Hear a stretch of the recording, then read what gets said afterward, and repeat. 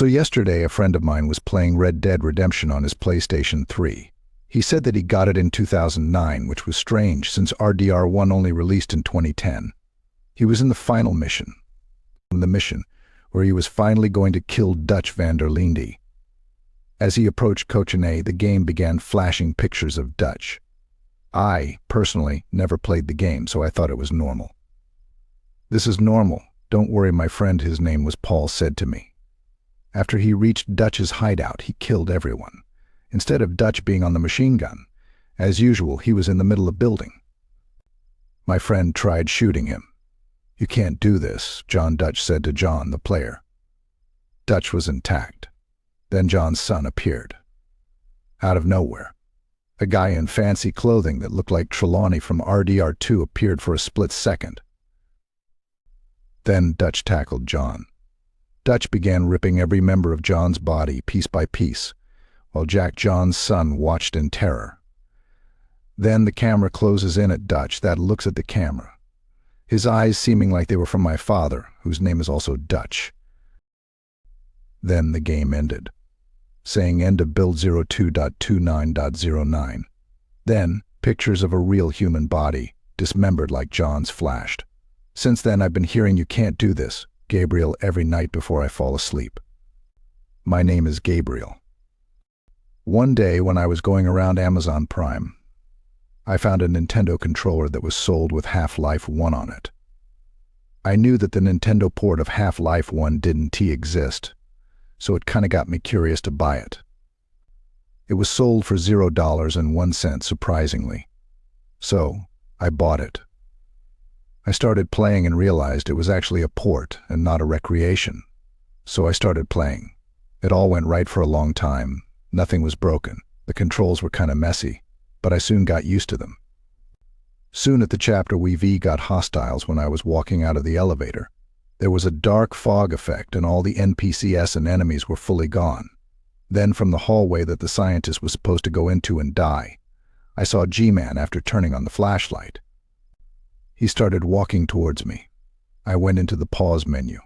Everything froze. Except from G-Man, I immediately clicked to go into the menu. But the menu background was replaced with G-Man staring at me. I immediately quit and deleted Half-Life 1 from the Switch. I went to the Amazon page and it was deleted. Oh well. At least I got a free Nintendo Switch. There had been 7 unexplained dairy-related murderers in the town of Usherville over the past month. This was out of the ordinary for the quaint town, known as the home of Usher, my favorite music artist, BTTU.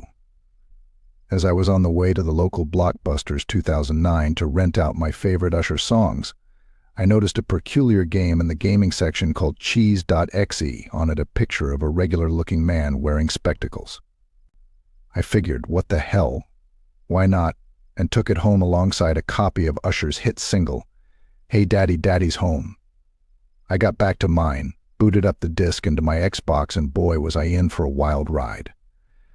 The first thing that happened as I inserted the disc was the image-attached image-related flashing over and over at a blinding speed, combined with a high-pitched drone. I felt dizzy, my eyes rolled back into my head. I could feel my consciousness slipping away. What? S.O. It was my first day of school and I was walking to school with a swagger in my step.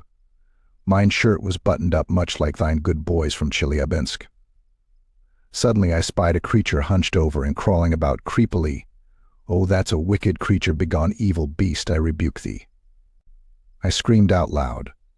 5 minutes have started, it creaked back toward my eardrums. Then suddenly he burst forward with a sickening speed, his graspers extended, ready to tear flesh.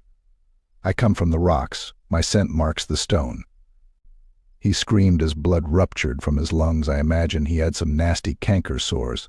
But then he suddenly stopped and dropped to the ground like a stone. He then stood up and dusted himself off. "I have risen now," he said as he rose. And then, all of a sudden, I noticed this wretched beast of a man was, how should we say, pitching a tent, rocking a semi, sporting a chub. Yeah, you heard right, this sicko was aroused. Like aroused as hecking hell, he could barely even contain himself. "Hey, I'm only 25, I screamed. When I woke up, I thought that thing that just happened in the last paragraph was absolutely bananas, so I thought I would go and listen to my new Usher CD to calm down. However, when I opened the case, I didn't find Usher's hit single, Hey Daddy Daddy's Home. I found another copy of Cheese.exe. I gasped. I was winded. I couldn't move. How could this be? I could have sworn that this was a copy Hey Daddy Daddy Daddy's Home by Usher, my favorite musical artist. I had to calm myself down again now, so went to the fridge to grab a snack.